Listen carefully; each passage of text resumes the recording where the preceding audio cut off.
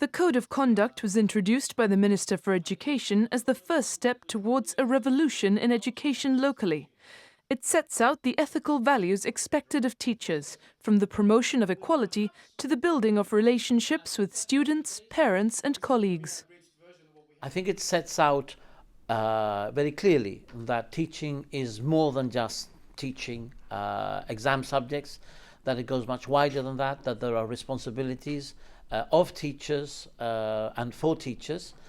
And I think it sets out very clearly how teaching and the teaching profession have a tremendous responsibility towards things like equality, diversity, respect, the values that we want as a community. All schools have received the training, they've received this code of practice, so they are all privy to the code. The code will be a very public document, and like I said, teachers are subscribed to it. They're also members of the union, and the fact that the union has been a key player in the development of the code and the social partnership with government, it clearly indicates that we are all in this together. This is just the first step.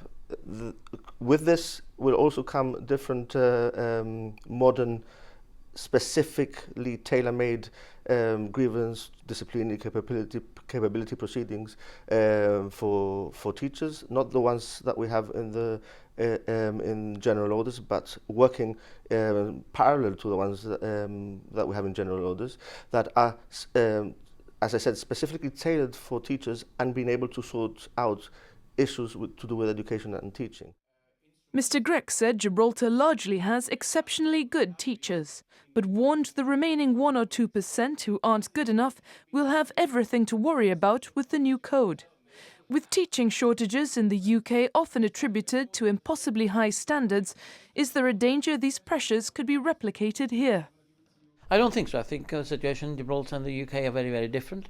I think the teachers themselves expect to perform well and have great values. We have a wonderful teaching profession by the vast majority. So I don't think this will put any pressure. On the contrary, I think it opens up a host of opportunities to improve education in Gibraltar. Actually, the fact that we have we will have a code of practice will take pressure off teachers, because teachers know exactly what is expected of them and what is not expected of them. And I'll use a phrase I used there again: the success or the failure of children in our schools should never ever be at the mercy of a roll of a dice in terms of the teacher that they get. The code also tackles teachers' behaviour outside the classroom, both in person and on social media. You are free to comment on any aspect that's got nothing to do with teaching and the children that you teach, be it political views, be it as a member of non-governmental organizations, as pressure groups. Of course you got all those rights safeguarded. That is not the issue here. A teacher who is abiding to the code of conduct, who's doing everything that he or she should be doing, and who gets attacked in some shape or form in social media or in another forum, will be defended by the Department of Education and by the union, because it is our duty to do so, and because it is unfair, and because it is right and proper that we should do so.